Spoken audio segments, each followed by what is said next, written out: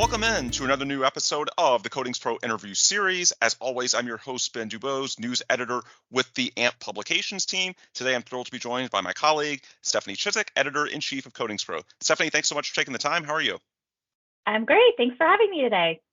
Yeah, and the reason we have a joint Codings Pro podcast, if you will, there's usually one of us, but we're interviewing someone from the industry. Today, we have two of us from Codings Pro because we're going to be talking about something we put together in-house, and that's the annual Contractor Awards. We're now entering the 8th annual iteration of them, correct? Yep, that's right. So I think that's one of, honestly, your biggest success stories in all your years with the magazine. So when did you first come on? Oh gosh, I started it must have been 2013 because I just celebrated my 10-year anniversary. Yeah. Yay. So, yeah. so you're a decade in, and you started this in, was it 2016 or 2017? 17, yeah, 2017. Okay. So I'm guessing, this is a pretty significant achievement, not just for you, but for the magazine. It's clearly a hole that was not being filled before in terms of recognizing contractors. There's lots of different awards programs, particularly under the association umbrellas, but there hadn't really been anything specific to contractors.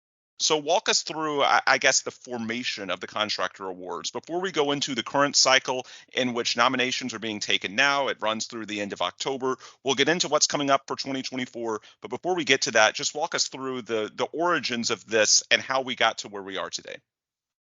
Sure. So yeah, some of what you already touched on is absolutely true. So we started in 2017, just like everything else with Codings Pro, it is a team effort. It's not like I created it on my own. We, put together a team and we came up with the idea that, like you said, there wasn't a lot of recognition for the people working in the field. And so that's kind of our bread and butter for Codings Pro anyway. And it met really well as far as a dovetail.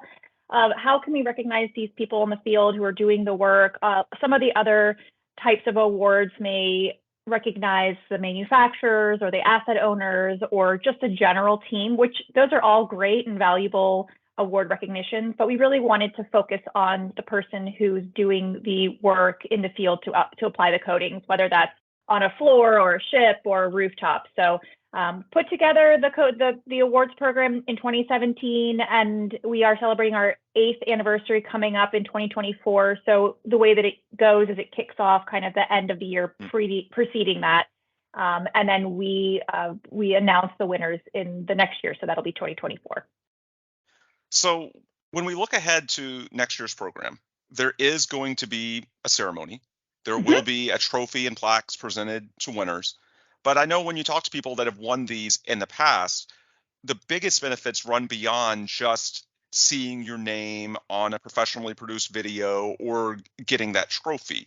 There's some implications that a contractor, particularly if they leverage these correctly, can use to benefit their business. So just talk, if you could. I know you've had some great testimonials from people who have won multiple times and have shared how not only are they honored to win, but it's helped them with their business to build trust, to build credibility with clients that they're trying to draw in terms of protective coatings and applying them. Just talk, if you could, about what you've heard from your past winners and what some of the benefits are beyond simply the ceremony and a trophy.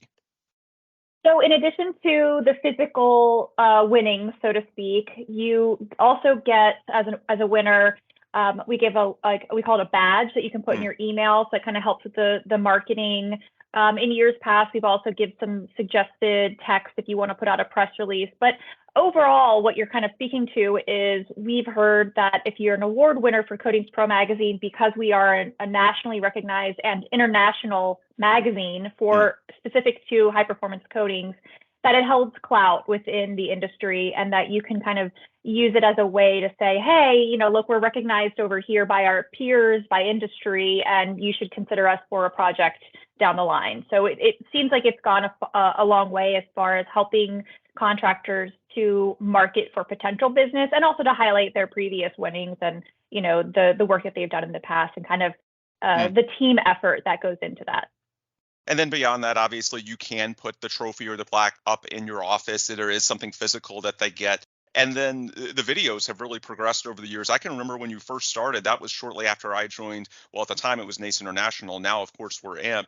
but I was streaming it just on a cell phone for Facebook Live. Now, we still do that to have instantaneous coverage, but we also have a professional video quality version of it now that we upload to our YouTube after the fact. And so that's something that I think winners can potentially share with their audiences if they want to show themselves getting on stage and accepting a prestigious industry award. So there's lots of benefits. And I assume in 2024, there's going to be another ceremony at the AMP annual conference, correct? There will. And, you bring up a good point, too. So someone actually this year came up to me and said they were so grateful that we live streamed the awards on Facebook because they were actually at the conference, but they couldn't make it there in person. So even for people who are there in the town that we are, and if they can't make it, it really helps us to kind of broaden the reach that we have for the event, for those contractors. It keeps going down the line. So we will have an awards presentation at the AMP annual conference, which is in New Orleans this year. Date and time still to come, correct? Correct, yes. Yeah, sometime in the March show in New Orleans. And while we're on the subject of events, I do want to throw a plug for our friends over at the AMP Eastern Conference in Savannah, Georgia, which is being held from October 2nd through the 4th. While there, you can discover cutting-edge cathodic protection and coatings technologies, connect with industry leaders on a packed exhibit hall floor, and unwind at our networking events, including a scenic riverboat cruise. Don't miss this chance to boost your career and build valuable connections. Reserve your spot today at amp.org/events/Eastern-conference. Now, getting back to the contractor awards, one thing I find interesting about the evolution is that we're in a different place today in late 2023 going into the 2024 cycle than we were when things were first getting started in 2017. You've added new categories over the years. The work it's safe. There's also an individual award, a contractor/crew MVP. Just talk, if you could, about how the categories have changed a little bit and what those changes have come in response to. They haven't changed too much, but the biggest one is the Work It Safe Award, which kind of came out of we showcase real world projects. So we get photos for awards as well as articles, which is, by the way, one of the other potential benefits of the awards is we try to turn the winning projects into case histories in the magazine as well. But the pictures that we get, because they're real world, could mean that, how do I say this? We just want to make sure that we are promoting safe practices in the industry. And we're helping to be the change to make sure that the contractors are thinking about the safety, the PPE, anything that they can't engineer out of the job. So because of that, we were sending some of our photos through a safety guru, so to speak. And he actually came up with the idea of, why don't we reward these people who are showcasing really great practices, kind of going above and beyond in the safety part of their project. So I want to say it was maybe 4 years ago. I can't remember the exact that sounds year, about right. But yeah, that we started the Work It Safe Award, and it is one of just like the MVP award. So the MVP doesn't live by itself. It has to be kind of connected to a project award. So when you submit a project, you can click whether you want to submit also for an MVP award. And then as we go through the process, the projects that kind of, rise to the top as far as safe practices are the ones that get kind of internally submitted for the Work It Safe Awards. So for people wanting more information, you can, of course, go to the Contractor Awards page on the Coatings Pro website at coatingspromag.com. That's simple enough. But I also know that even though a lot of this information is spelled out, there's a lot of common questions. There's a lot, I don't want to say confusion, that's a bit strong, but certainly there's some themes where people have subjects that they want clarification on. So if you could just use this as your space to talk a little bit about some of the common questions, the FAQs, if you will, that you have from applicants when people that have, or I guess more notably, haven't submitted before and are just learning about the program, what are some of the things that they need to know that might not initially stand out from looking at that page? So I will start by saying, please reach out to us if you do have any questions that we don't cover here. But the most common thing that I notice is people submit maybe under a category that isn't quite right. So we'll just edit it on our side. That's not a big deal. The other question usually that we get is about photo support. Yes, you do need to have photos in order for us to consider them. It doesn't and the photos need to be safety compliant, right? That's the goal. Yep, absolutely. And we do look at the photos when it comes to the Work It Safe Awards. So I'll add that there. The other thing I would say is that it's free, so there's no charge for the application of any of the submissions. So you can submit as many as you want. You don't have to be a contractor anymore to submit. If you are a coating manufacturer and you want to submit on behalf of one of your contractors, you can go ahead and do that. And the other thing is that it should be completed within 2 years. So that's a little bit confusing just because of the deadline is, like we were saying, a few months before the actual awards are submitted or presented rather. So right now we are accepting awards through October 31st, 2023, which means that the project should have been completed before, October 31st, 2021. So there's like that 2-year window that you can go with. Yeah. And just to follow up on the dates, again, October 31st, 2023 is the deadline for submissions. In terms of the working window, what does that exactly mean? Are we talking full project completion? Are we talking the coatings portion? Just define, if you could, for anyone that might be a little confused, what the, I suppose, project completion window actually means. Sure. So we're just focused on the coatings portion. I should add that it needs to have coatings in it. So we've definitely had submissions in the past that were a different solution, so to speak. So it does need to have coatings in it. Yeah, it's the Coatings Pro Contractor Awards. It is. Yes, exactly. So you bring up a good point, though, because like very large projects, let's say it's a parking structure, maybe you get phase 1 is levels 1 through 3, and then phase 2 a year later is 4 through 6 or something. You can submit for just that phase. Something basically we want to be able to tell a complete story of one project, so to speak. And so it doesn't have to be the full asset. It could be the project of, in this instance, floors 1 through 3. So we're focusing on the coatings part. In that example, obviously the parking garage would not be completed within that right. 2-year frame. So what we're looking for is the coatings portion completed from surface prep to, all of those like final punch items are done. That's the kind of the frame we're looking for. Yeah, makes sense. Let's talk about the judging panel. So it's the editorial advisory group, correct? And so I think one of the questions that I'm sure comes in when we talk about the Coatings Pro editorial advisory group, is there someone that truly understands my project? Because you try, as you mentioned earlier, to encompass a lot of different areas, industrial and commercial, concrete and steel. You've got the roofing sector. And so there's a lot of different niches within this broader, I guess, concept of a coatings application. So I know that's something that you prioritize when you're putting together each year's EAG, that's short for editorial advisory group, is that you do want to have representation across the board. So you don't want to have people that don't understand a roofing project, for example, judging which roofing project is the best. You do want to have some level of niche expertise when you're awarding these. So just talk, if you could, about the process to make sure that, I suppose, the panel is representative when they're grading these projects that are submitted or nominated.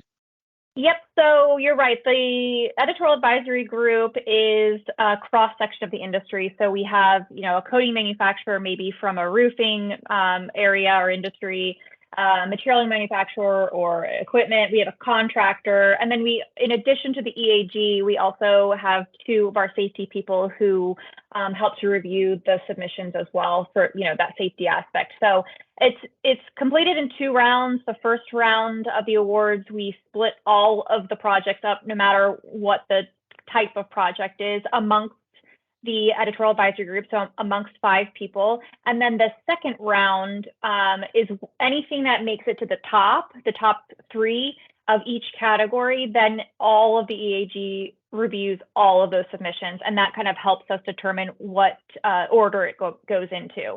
The safety person is the one who reviews the Work It Safe awards, the ones that kind of filter to the top, like I said before.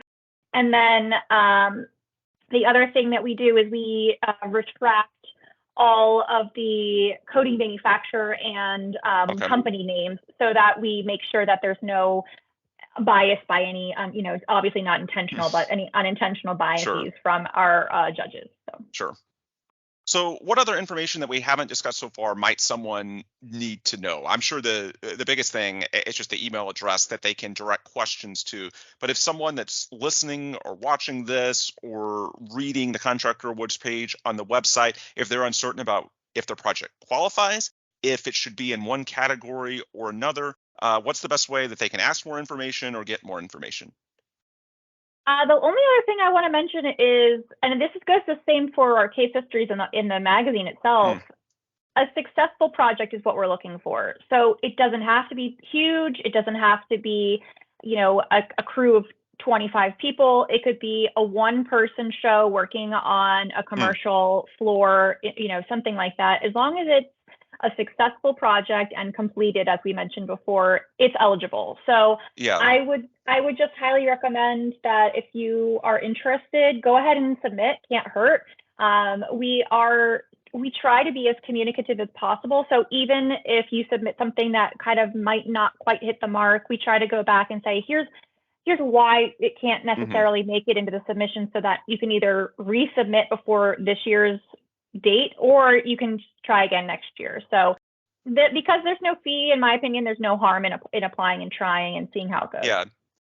I should also mention, since we both work on the content side of Coatings Pro as well, it's potentially an opportunity to kill two birds with one stone for a contractor, because we understand that in terms of the case studies that we write, and I want to touch on this because you brought it up, it can be time consuming to fill out a JAG. That's a job at a glance form, which is what we use to put together our case studies. It's sort of the nuts and bolts of a project. And then we'll reach out to a contractor to interview him or her and get more specifics about how it was completed, tips and tricks for other contractors or equipment specialists that may be listening, and so on and so forth.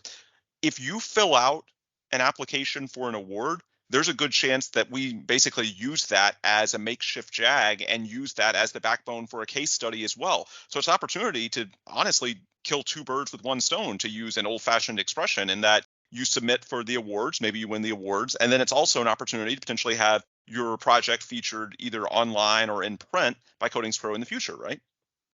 Yep, and that was created by design. So Yep. we wanted to ask the questions on the submission form that would be able to dovetail into an article for that Yep. exact reason. It helps the contractor out, it helps us out, it kind of, helps feed the beast, so to speak, as far Yeah, as con. exactly. And then, yeah, and the other benefit is that the more specific you are on the form, I can think of one great example is Gary Harvey out at California's Wedge Roofing, who's won, I believe, every year. Is that right? He has one in some capacity every year. Yeah, in Yep, some absolutely. capacity every year. And one of the reasons he consistently wins, besides the fact that his crews generally do excellent work, I don't want to minimize that, but his forms are also very detailed. And so it's a situation where the more information, the more specificity, the better the explanation you give to our judges as to how a project was completed. It goes hand in hand with the chance of that project, in many cases, actually winning, because our judges have the most information and really understand how this project got from the origins to its final stage. And so the more detailed you are with your JAG, the more likely not only you are to win, but it's also more likely to make it a future case study for us, because we have more information and we know that this is a project that clearly was successful, because again, it's spelled out here. So it's one of those things, you go through the nomination and you do it once, then if you do it well, not only do you boost your chances of winning, but you boost your chances of it eventually paying dividends in other editorial areas down the line.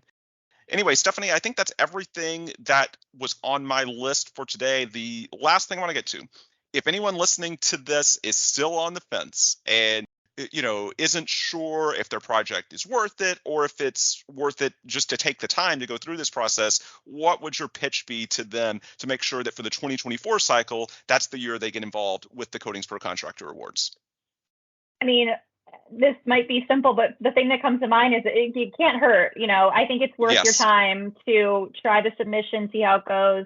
Like I said, we will hold your hand if we need to kind of walk you through it. So if you are not familiar with awards in general, not just the Coatings Pro Awards, but that process in general, I think we would be a really great first step to kind of help get you into that process. And then from there, I mean, the world is, your oyster, because it really does, from what we hear, help with building new business, growing your brand, really just getting your name out there, and overall just helping in general within the industry. Yep. So I think it's worth your time to put in there to submit, send the photos, reach out to us if you need help, what have Yep. you, and then potentially join us in New Orleans. So Absolutely.